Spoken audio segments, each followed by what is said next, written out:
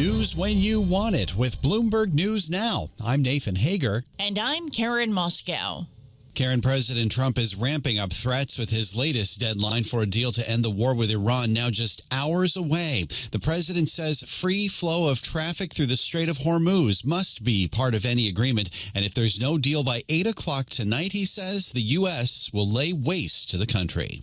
Every bridge in Iran will be decimated by 12 o'clock tomorrow night, where every power plant in Iran will be out of business, burning, exploding, and never to be used again. I mean, complete demolition.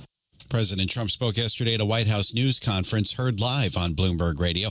We get more from Bloomberg Middle East correspondent Jumana Bersetchi in Dubai. A very tense 24 hours coming up over here in the region, and you don't need to go so far as to look back at the various comments that President Trump has made over the course of the weekend, including that very explosive Truth Social post that he put up on Easter Sunday, essentially saying to Iran that unless they open up the straits and do so unconditionally, then the U.S. would have no option but to strike back and to go after their power plants. And he then subsequently gave that deadline, 8 p.m. Eastern time, which translates to around 3-4 in the morning over here in the region. Bloomberg's Jumana Bersetchi reports Iran has threatened to ramp up its own attacks on energy infrastructure across the Persian Gulf if President Trump goes after civilian targets. Iran's president, Masoud Pezeshkian, says 14 million Iranians have volunteered to sacrifice themselves in the war, including himself. Iranian state media are reporting at least 18 people were killed today in an airstrike targeting Alborz province bordering Tehran.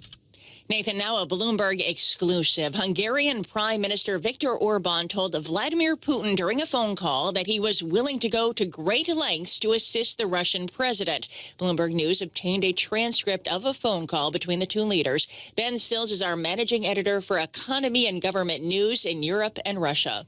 It pulls back the curtain on the relationship between Orban and Putin. We've known for a long time that Orban is an ally of Putin, that he has been working to further Russian interests and often frustrate what most other EU members would consider European interests for a number of years, particularly over the war in Ukraine. But what this morning's story kind of shows you is just how close Orban is with Putin. And Bloomberg's Ben Sills says the relationship between Orban's government and the Kremlin is coming under increasing scrutiny as Hungarians prepare to vote in an election this weekend. Karen, the 4 astronauts of Artemis 2 are preparing to head back to Earth after a history-making trip around the far side of the moon.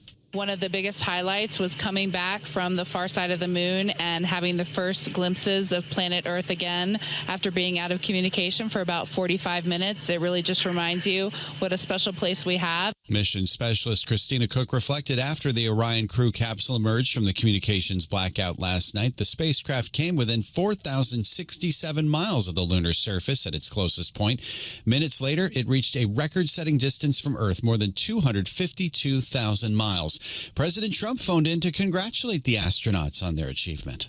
Your mission paves the way for America's return to the lunar surface very soon. We're going all out. We're doing everything we can, and it's headed up by Jared. We'll plant our flag once again, and this time we won't just leave footprints. We'll establish a permanent presence on the moon, and we'll push on to Mars. And the president invited the astronauts to the White House, but before that, they've got to splash down in the Pacific Ocean. That final phase of Artemis 2 is set for Friday. Well, Nathan, back here on Earth, voters in Georgia's 14th congressional district will pick a replacement for Marjorie Taylor Greene in a special congressional runoff, and Bloomberg's Amy Morris has the latest.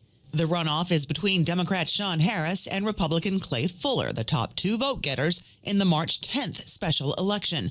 Harris is a retired Army brigadier general who lost to Marjorie Taylor Greene in the 2024 general election. Fuller is a district attorney who has President Trump's endorsement.